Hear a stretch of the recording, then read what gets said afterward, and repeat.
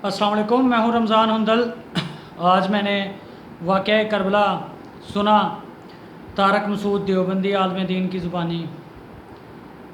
تصیف الرحمان رشدی اہل حدیث عالم دین کی زبانی، اور اجمل قادری بریلوی عالم دین کی زبانی۔ اس کا خلاصہ جو ہے وہ میں آپ کے سامنے رکھنے جا رہا ہوں، اور اس سے جو رزلٹ نکلتا ہے وہ بھی میں آپ کو بتاؤں گا، اور آپ خود بھی سمجھدار ہیں، آپ خود بھی دیکھ لیجئے گا کہ اس سے یہی رزلٹ نکلتا ہے جو میں نے لگایا یا کوئی اور نکلتا ہے۔ جو بھائی چینل پہ نئے ہیں ان سے گزارش ہے کائنڈلی ہمارے چینل کو سبسکرائب کریں اور ویڈیو کو زیادہ سے زیادہ شیئر کیا کریں تاکہ لوگوں تک حق بات پہنچ سکے۔ تو میں اپنی بات کو شروع کرتا ہوں۔ اس سے پہلے میں یہ بھی بتا دوں کہ میرا تعلق کسی بھی مکتب فکر سے نہیں ہے، اور ایسا بھی نہیں ہے کہ یہ جو تینوں مکتب فکر ہیں ان میں کوئی حق والا بندہ نہیں ہے۔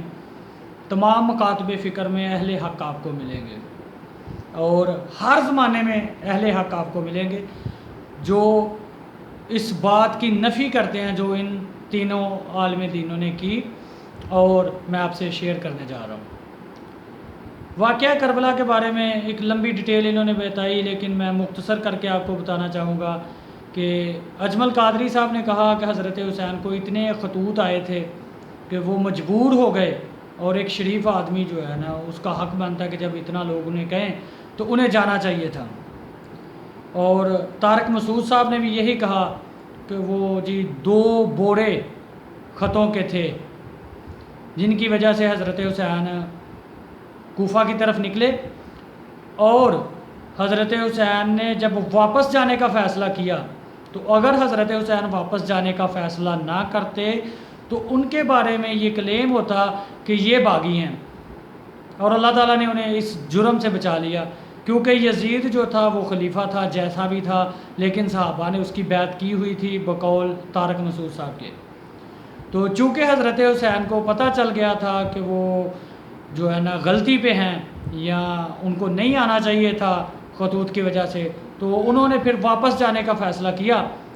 جس پہ انہیں واپس نہ جانے دیا اور ان کے خیموں کو بھی جلا دیا گیا تاکہ وہ جو ثبوت تھے وہ ختم ہو جائیں۔ اور یہی بات کی تصیف الرحمان رشدی صاحب نے بھی کہ ان خط لکھنے والوں کو یہ ڈر لاحق ہوا کہ اگر یہ خط یزید تک پہنچ گئے تو پھر ہماری خیر نہیں ہے، اور اسی طرح کی بات ڈاکٹر افرار صاحب نے بھی کی تھی۔ تو میں کہتا ہوں کہ یہ جو 2 بوڑے خطوں کے تھے ان میں سے کوئی ایک خط تو آپ کو مل ہی جائے گا، اگر نہیں تو تاریخ تبریز جلد نمبر 4 جا کے پڑھ لیجئے گا حضرت حسین کی شہادت کے واقعات میں۔ تو وہ کون سے خط تھے، لکھنے والے کون تھے، اور ان میں ایسا کیا لکھا تھا کہ حضرت حسین آ گئے۔ اور یہ جو آپ تعصب دے رہے ہو کہ حضرت حسین غلطی پہ تھے، تو میرا آپ سے یہ سوال ہے، اور یہ تعصب دیتے ہیں کہ وہ بس ایک حادثہ ہو گیا، اتفاق ہو گیا، کیونکہ آپ صلی اللہ علیہ وسلم کو پہلے ہی اللہ تعالیٰ نے بتایا ہوا تھا کہ آپ کی امت انہیں ذبح کر دے گی، تو وہ پیش گوئی جو ہے نا وہ ثابت ہونی تھی، تو اس طرح جو ہے نا وہ ایک حادثہ ہو گیا۔ اور کچھ ابو یحییٰ نور پوری اور غلام مصطفیٰ ظہیر تو یہاں تک کہتے ہیں کہ مسافر جا رہے تھے، نامعلوم بندوں نے قتل کر دیا۔ مقصد کیا ہے کہ حضرت حسین کی شہادت کا کوئی مقصد نہیں تھا، اور جمیل قادری صاحب اور دیگر بھی علماء نے کہا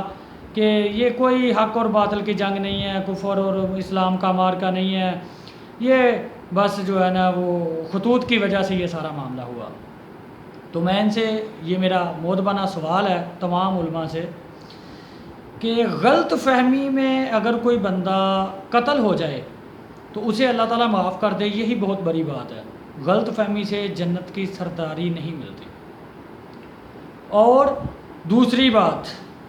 اگر آپ نے شہادت حسین کو سمجھنا ہے تو پھر آپ کو حضرت عثمان کی شہادت سے، شہادت عثمان سے سٹارٹ لینا پڑے گا، وگرنہ آپ کو کبھی بھی شہادت حسین سمجھ نہیں آ سکتی۔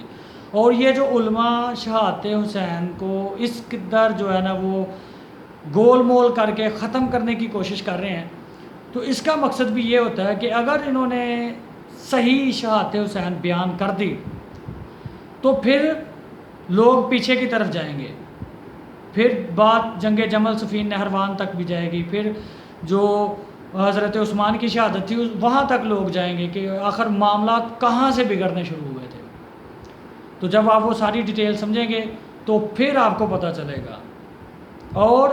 جو یزید تھا وہ خلیفہ نہیں تھا اور زبردستی عوام کے اوپر مسلط ہوا تھا، اور جو حضرت حسین علیہ السلام نے اس کے خلاف خروج کیا،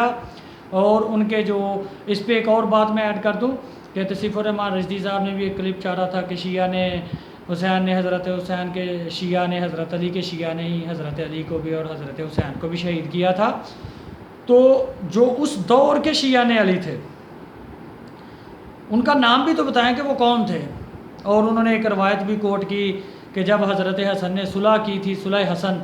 تو وہاں پہ شیعوں نے کہا کہ آپ نے ہمارے منہ پہ کلک مل دی ہے۔ یہ بھی روایت آدھی کوٹ کی، یہ تاریخ تبری اور ابن کثیر میں آپ کو مل جائے گی کہ جب حضرت حسن علیہ السلام نے صلح کی حضرت معاویہ رضی اللہ تعالیٰ عنہ سے، تو حجر بن عدی صحابی رسول انہوں نے یہ بات کی تھی حضرت حسن کو کہ آپ نے مومنوں کے چہرے پہ کلک مل دی ہے ایسے بندے کے ہاتھ میں خلافت دے کے۔ تو حضرت حسن نے انہیں کہا تھا کہ سارے تیرے جیسے نہیں ہیں، ہمارے بہت سارے لوگ جنگ جمل میں شہید ہو گئے، کچھ نہروان میں، کچھ صفین میں، اور کچھ ایسے ہیں جنہیں دنیا پیاری ہو گئی آخرت سے، اور اگر سارے تیرے جیسے ہوتے تو میں ایسا کبھی بھی نہ کرتا۔ تو انشاءاللہ اس پہ تو کبھی ڈیٹیل میں بات ہوگی صلح حسن کے اوپر کہ صلح حسن کیسے ہوئی، کیوں ہوئی، کن حالات میں جا کے ہوئی۔ اور جو لوگ یہ کہتے ہیں کہ جب حضرت حسن نے صلح کر لی حضرت معاویہ سے تو پھر ہم کون ہوتے ہیں حضرت معاویہ کے بارے میں کوئی بات کرنے والے، تو میں کہتا ہوں کہ 1 منٹ کے لیے میں نے آپ کی بات مان لی کہ حضرت معاویہ نے حضرت علی سے جنگ کی، ہم اسے بھول جاتے ہیں۔ حضرت علی نے حضرت معاویہ کے اوپر قنوت نازلہ پڑھی اور اس میں دعا کی کہ اے اللہ معاویہ اور ان کے شیعوں کو ہلاک و برباد کر دے، ہم اس بات کو بھی بھول جاتے ہیں۔ اور بھی جو معاملات انہوں نے صلح حسن سے پہلے کیے ہم سارے معاملات بھول جاتے ہیں، لیکن جو صلح حسن کے بعد 20 سالوں میں ہوا، جو عمر بن حکم کے سر کو پورے سلطنت میں گھمایا گیا، جو جہجہ غفاری کو قتل کیا گیا، جو عبد الرحمن بن ادیس کو قتل کیا گیا، جو اور ہزاروں صحابہ کو قتل کیا گیا، اور صحابہ کو بات کرنے کی اجازت تک نہیں دی گئی،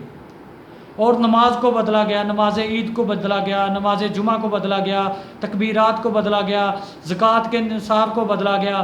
اور یہ جو سارے معاملات ہوئے دین اسلام کی ایک ایک چیز کو بدلا گیا،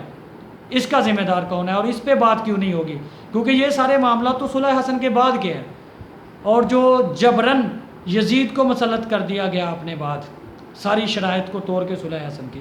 تو اس کو کیوں نہیں ڈسکس کیا جا سکتا؟ تو انشاءاللہ میں اپنی نیکسٹ ویڈیو میں پھر کبھی یہ بھی بتاؤں گا کہ مشاجرت صحابہ پہ بات کرنا کیوں ضروری ہے، اور انشاءاللہ صلح حسن پہ بھی بات ہوگی، اور انشاءاللہ ڈیٹیل میں بتایا جائے گا شہادت عثمان سے لے کے شہادت حسین تک کہ یہ سارے معاملات کیا ہوئے تھے، کہ کیوں محمد رسول اللہ صلی اللہ علیہ وسلم نے جو ایک عمارت اسلام کی کھڑی کی تھی اسے 30-40 سالوں میں کیسے جو ہے نا وہ ختم کر دیا گیا، جبکہ ہزاروں صحابہ زندہ تھے ابھی۔ تب تک کے لیے اجازت دیجیے، اللہ حافظ۔